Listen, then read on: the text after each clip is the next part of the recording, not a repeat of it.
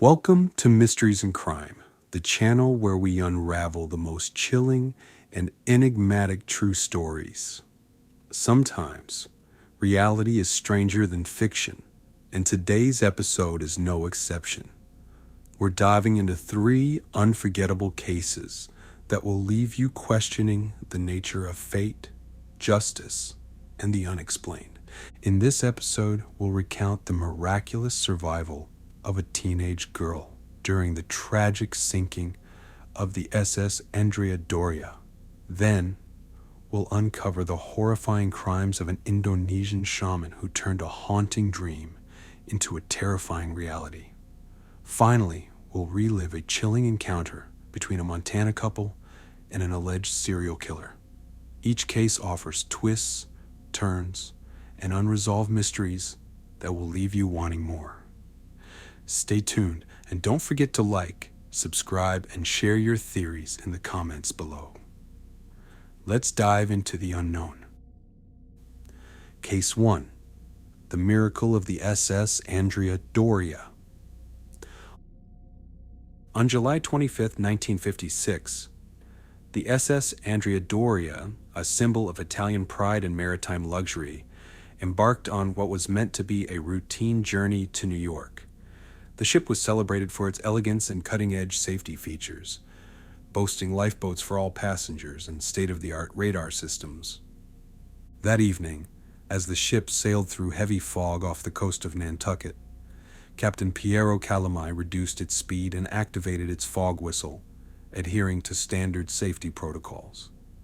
At the same time, the SS Stockholm, a Swedish liner, navigated the same foggy waters, relying on radar to steer its course. Tragically, both crews misinterpreted their radar readings, and no direct communication occurred between the two ships.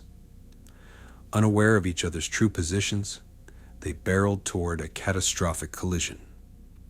At 11:10 p.m., the Stockholm's reinforced bow slammed into the starboard side of the Andrea Doria, piercing more than 40 feet into its hull. The impact was devastating, instantly destroying several passenger cabins and killing 46 people aboard the Italian ship.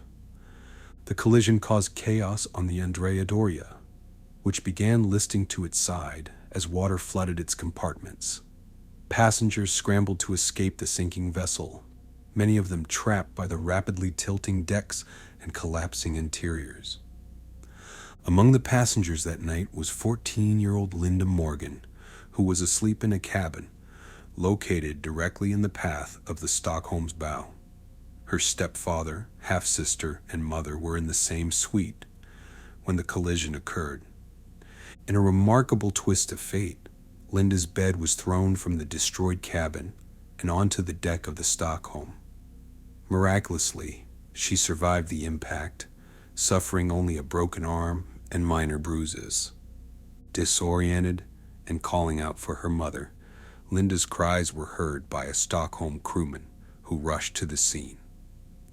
He carried her to safety, stunned by the young girl's miraculous survival amidst the devastation. Linda's story quickly spread, and she was dubbed the Miracle Girl. Her survival became a beacon of hope in an otherwise tragic event that left so many lives shattered. The Andrea Doria continued to list dangerously, and evacuation efforts were hampered by its precarious tilt. Lifeboats on the port side were unusable, forcing passengers to crowd onto those on the starboard side. Nearby ships, including the Ile-de-France, responded to the Andrea Doria's distress signals, rescuing hundreds of passengers in a heroic overnight effort. However, for many, the trauma of the disaster would linger for a lifetime. Linda's survival took on an emotional dimension when it was revealed that her father, Edward Morgan, was a journalist covering the disaster live on air. At the time, Edward was unaware that his daughter had been aboard the doomed ship. Edward delivered the news with professionalism and composure, describing the tragedy unfolding at sea. Later, when he learned of Linda's survival, he shared her story with heartfelt emotion. captivating audiences around the world. Despite her miraculous survival, Linda's life was forever changed. Her stepfather and half-sister perished in the collision, and her mother sustained severe injuries. The emotional scars of that night would stay with Linda for years. The Andrea Doria sank 11 hours after the collision, marking one of the most infamous maritime disasters of the 20th century. It would later be overshadowed by the Titanic in public memory, but for those who survived, it was a defining moment of their lives. Over the years, investigations into the collision revealed errors on both sides. The Andrea Doria's reliance on outdated radar systems and the Stockholm's misjudgment of their approach angle contributed to the tragedy. Legal battles ensued, with each side blaming the other for the collision. Ultimately, neither ship's crew was held solely responsible, but the event sparked significant changes in maritime safety protocols. Linda Morgan, though physically healed, struggled with survivor's guilt. She often spoke of the loved ones she lost and the burden of being the miracle girl. Her story remains a poignant reminder of both the fragility of life and the resilience of the human spirit. The wreck of the Andrea Doria now lies at the bottom of the Atlantic, a haunting reminder of that fateful night. Divers continue to visit the site, drawn by its history and mystery. For many, the Andrea Doria serves as a cautionary tale about the limits of human technology and the unpredictability of nature. Its story continues to captivate maritime enthusiasts and historians alike. Linda's escape remains one of the most remarkable survival stories of all time. Her ability to find hope and healing amidst unimaginable loss has inspired countless people. The question of fate looms large in Linda's story. How did she survive when so many others didn't? Was it sheer coincidence, or was there something greater at play? Maritime experts continue to study the collision, drawing lessons to prevent future tragedies. The legacy of the Andrea Doria endures as a symbol of both human error and resilience. Linda Morgan's survival is a testament to the unpredictable nature of life. Her story reminds us to cherish each moment and find strength in the face of adversity. What do you think about Linda's miraculous escape? Was it fate, luck, or something else entirely? Let us know your thoughts in the comments below. Case 2. The Shaman of Death. In April 1997, a farmer in Indonesia made a horrifying discovery in a sugarcane field near his home. While walking through the tall stalks, he stumbled upon a strange mound of dirt. When he prodded it with a stick, an unbearable stench wafted through the air.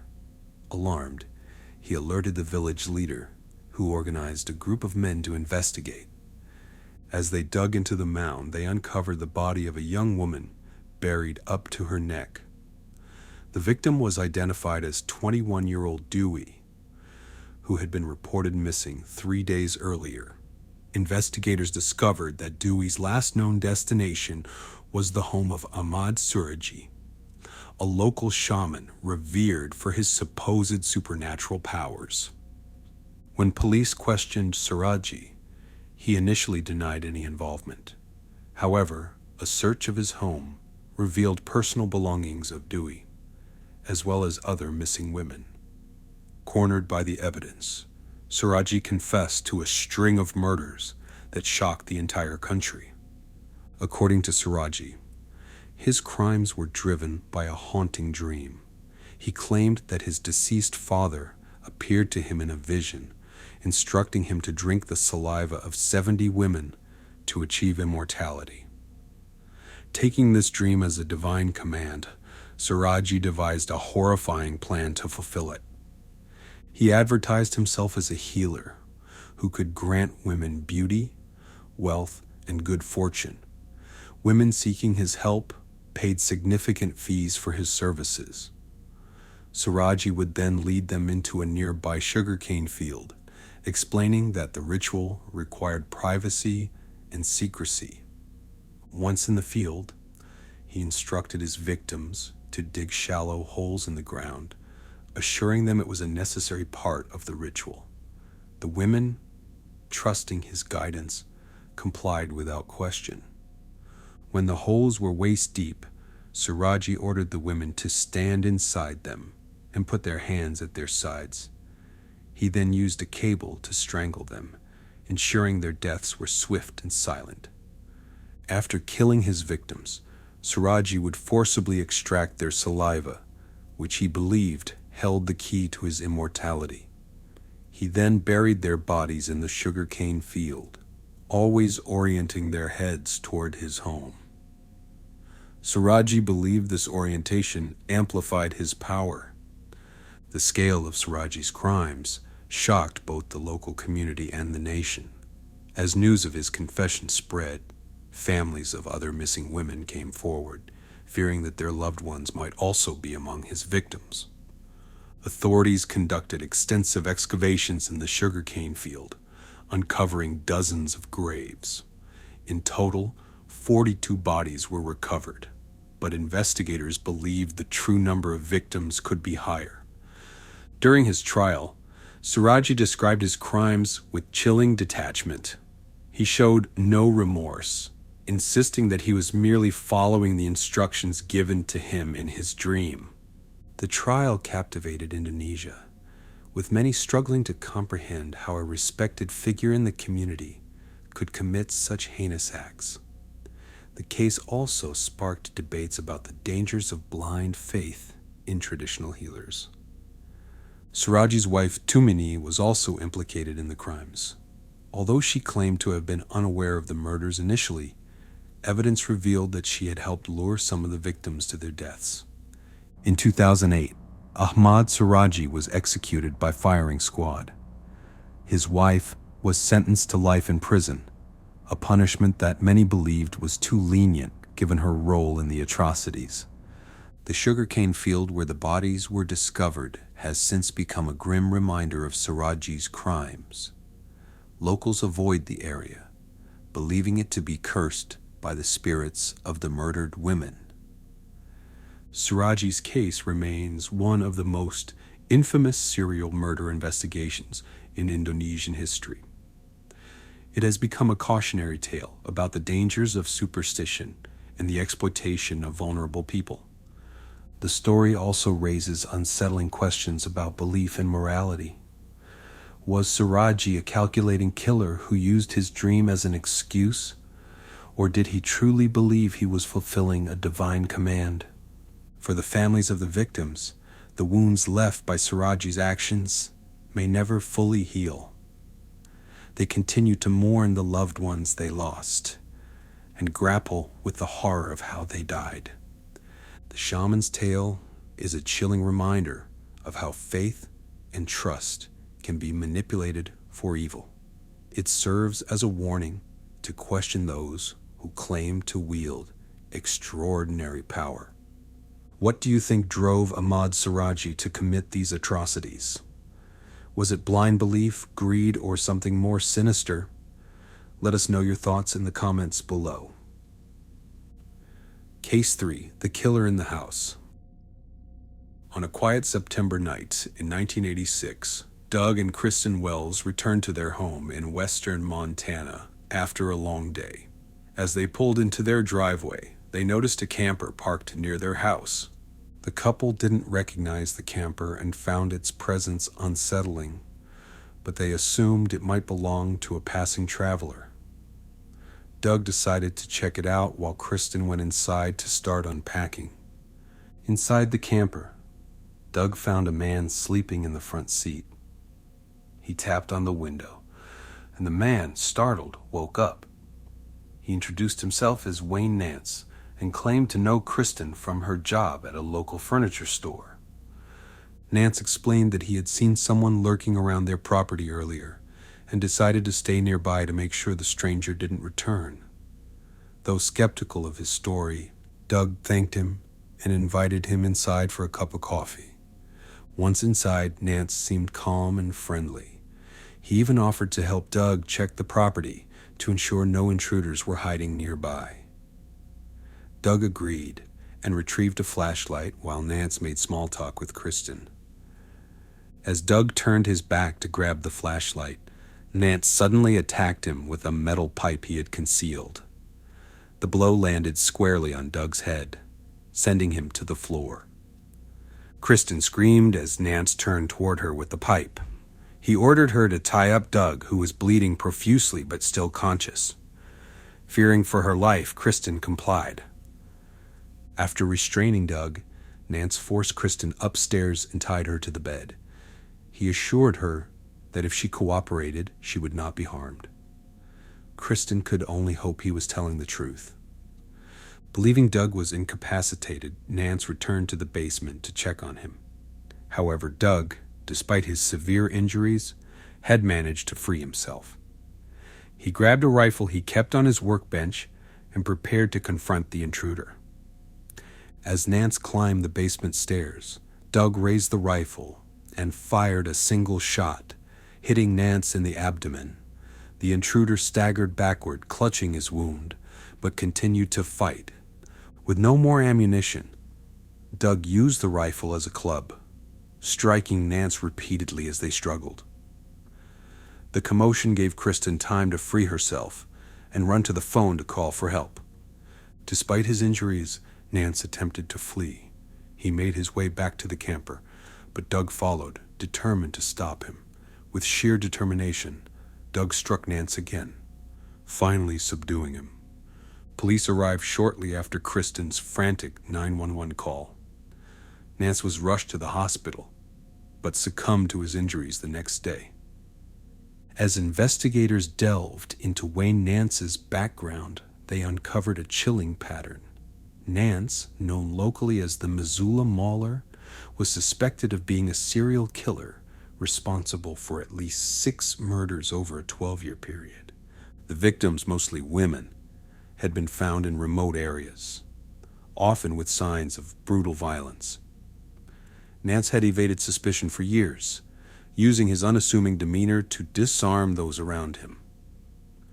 Evidence found in his camper and home linked him to several unsolved cases.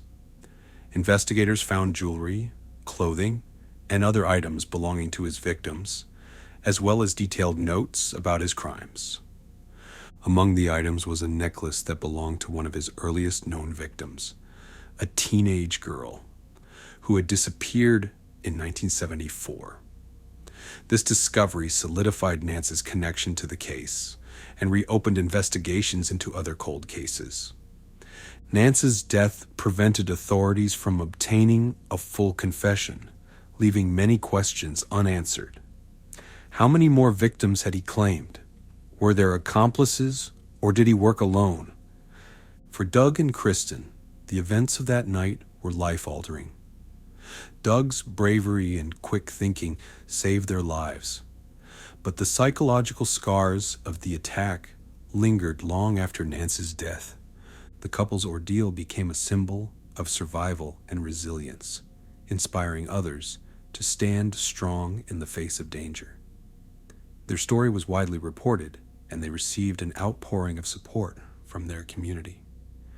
Wayne Nance's case remains a haunting reminder of the hidden dangers that can lurk behind a seemingly friendly face.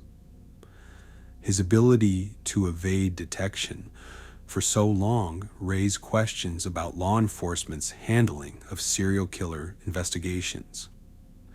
Advances in forensic technology have since helped to solve some of the cases linked to Nance, but others remain unresolved. The full extent of his crimes may never be known. For the families of his victims, Nance's death brought some measure of closure, but it also left them grappling with the reality that justice could never truly be served. The Missoula Mauler's reign of terror ended that night in 1986, thanks to Doug and Kristen's courage. Their actions ensured that Nance could never harm another person again. What do you think motivated Wayne Nance to commit such heinous acts? Was he driven by opportunity, compulsion, or something darker? Share your theories in the comments below. Thank you for joining us on this journey through some of the world's most haunting mysteries. From Linda Morgan's miraculous survival on the SS Andrea Doria to the horrifying crimes of Ahmad Suraji and the chilling encounter with Wayne Nance, these stories remind us of the resilience of the human spirit and the dangers lurking in the shadows. Which story resonated with you the most? Let us know your thoughts in the comments below. Don't forget to like, subscribe, and hit the bell icon to stay updated on our latest episodes. Until next time, stay curious, stay safe, and keep exploring